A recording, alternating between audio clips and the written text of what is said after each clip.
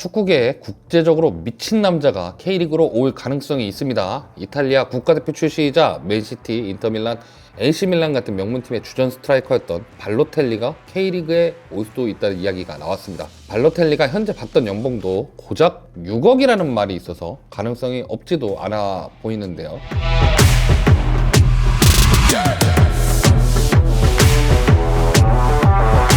진짜로 가능할까요? 링가드가 서울로 온 이후에 국제적인 인지도가 있는 선수들의 이적 가능성이 심심치 않게 나오기 시작했습니다. 작년에도 콜롬비아의 10번이죠. 하메스 로드리게스가 K리그 이적 이야기가 나왔고, 브라질의 오스카도 이적 가능성에 대한 이야기가 올 시즌 말에 나왔었습니다. 그러나 하메스는 멕시코 리그로 이적을 했고, 그나마 중국 리그에서 뛰었던 오스카는 본인의 친정팀인 상파울루로 돌아가면서 뜻대로 이루어지지는 않았습니다. 그리고 급기야 발로텔리의 이름이 나오면서 또 한 번 K리그의 빅네임이 언급된 것인데요. 사실 이 선수들을 K리그 구단들이 먼저 찾아서 제안을 했을 가능성은 제로입니다. 엄밀히 말해서 우리나라에 올 수 있는 외국인 선수의 수준이 브라질 1부와 2부 경기에 있는 선수들이 많이 올 수밖에 없는 상황이고, 아니라면 유럽 중위권 리그의 주전 연봉 정도가 가능성이 있는 규모입니다. 우리가 J리그 같이 구단의 모기업 자본을 가져와서 빅네임을 영입할 만큼의 규모의 구단은 거의 없기 때문에 보통 K리그의 빅클럽 경우도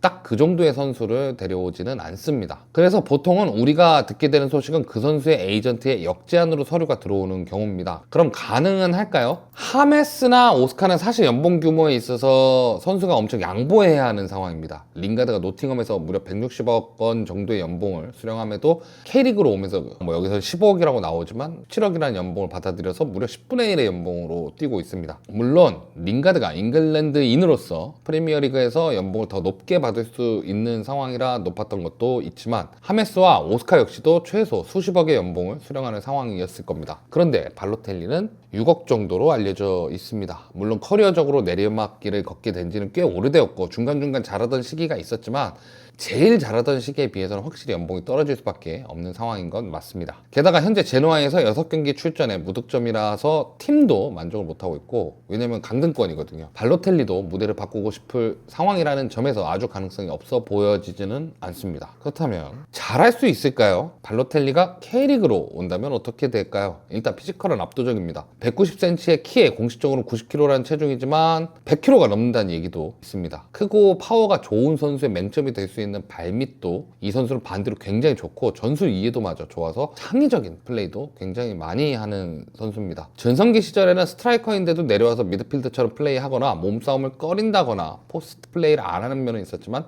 여러 리그를 거치면서 정통 스트라이커의 플레이도 갖춘 선수가 되었습니다. 여기까지만 오면 이 선수는 대박이군요, K리그에 오면 정말 씹어먹겠어요 할 겁니다. 우리 채널 구독자분들은 대다수 아시겠지만 이 선수는 기행 그 자체 선수입니다. 프리시즌 경기 도중에 그냥 차도 골일 상황에 갑자기 빙글 돌아서 뒤꿈치로 슈팅을 시도하다가 놓치기도 하고 팀을 무단 이탈하는 거는 평범할 정도입니다. 지금 이 장면이 그 장면인데, 여기 옆에 제코 선수가 있잖아요. 1대1 찬스였어요. 여기서 갑자기 공을 밟고 뒤돈 다음에 힐킥으로 슛을 해서 나간 거야. 나가는 바람에 감독이 바로 빼버리는 상황이 벌써, 보통 이런 짓거리를 좀 많이 하는 선수죠. 그리고 술, 담배는 기본으로 하고 감독과도 많이 싸웁니다. 구단과도 잘 싸우고 팀의 분위기를 붐업시키는 스타일도 아닙니다. 체중도 잘 불어납니다. 아자르나 브라질 호나우두도 결국 비시즌 체중 관리가 문제가 되면서 부상이 늘어나고 은퇴를 했던 것처럼 워크의식이 좋은 선수가 절대 아닙니다. 그리고 나이도 많습니다.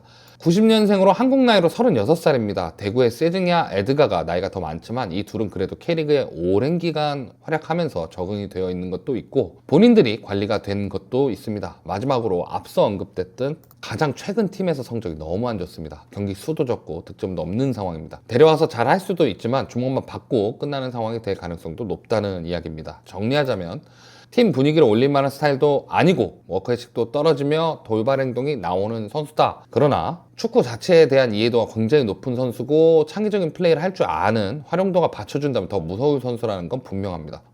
티아고가 떠나다라는 얘기가 도는 전북도 원래는 이야기가 돌았고, 야구가 아쉬운 울산은 지금 좀 깊이 고민하는 것 같아요. 그리고 일류찬코를 수원 삼성에 보낸 서울도 관심을 갖고 있는 것으로 알려져 있지만 그래도 제일 유력한 건 지금 울산 HD 쪽인 것 같습니다. 물론 제노아와의 계약이 해지되어야 되는 게 선행되어야 하지만 온다면 재미는 확실히 있을 것 같습니다. 어떻게 보면 링가드가 굴린 스노우볼이 긍정적으로 작용한 사례라고 생각이 됩니다. 사우드 리그가 있지만 어느 정도 레벨은 K리그가 경쟁이 가능하고 J리그는 연봉을 맞춰줄 수 있는 자본력이 있기 때문에 여러모로 아시아 리그에 대한 관심이 생겨간다는 것은 축구 팬으로서 재미있는 일이라고 생각이 됩니다. 과연 발로텔리는 어디로 가게 될까요? 지금까지 스네벤 스포츠 장동이었습니다.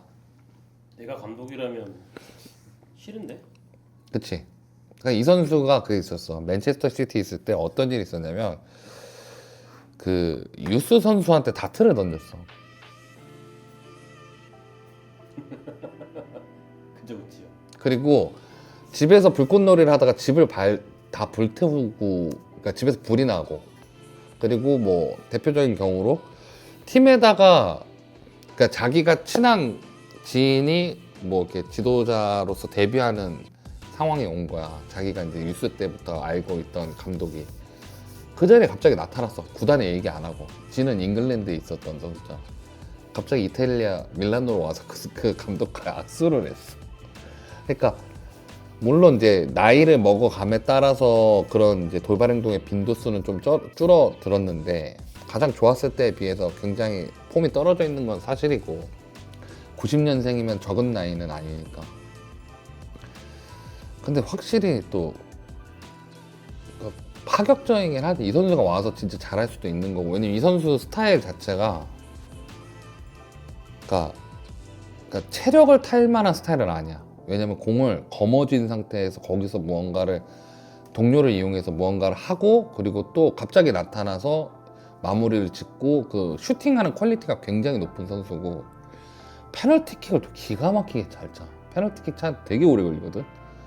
잔발로 가다가 어느 날 갑자기 탕 때려버리는 이제 근데 그런 것들이 있는데 그래서 오면은 힘도 좋고 기술이 워낙에 뛰어난 선수라서 잘할 것 같긴 한데 그게 1년 반짝 정도는 잘할 수 있을 것 같다. 길게는 잘 모르겠다. 다만 리스크는 아까 계속 말했다시피 이 선수가 돌발적인 행동을 많이 해. 가장 최근에 이제 제노아 전에 터키 팀에 있을 때 관중이랑 시비가 붙어서 주먹질을 하고 있었는데 그거를 말리겠다고 온 팀의 회장이 말렸는데 그 회장을 자기도 모르게 때렸어. 이런 행동을 하는 선수라서. 근데 또 지금 도는 얘기는 뭐 호주로 갈 수도 있다라고 얘기하는데 호주는 현실적으로 K리그보다 돈을 더 못 주는 상황이기 때문에 어떻게 될지 모르겠네. 제노아가 만약에 발로텔리가 확실히 어디를 간다고 하면은 놓아줄 용의가 분명히 있는 것 같아서 지켜보면 재밌을 것 같아요.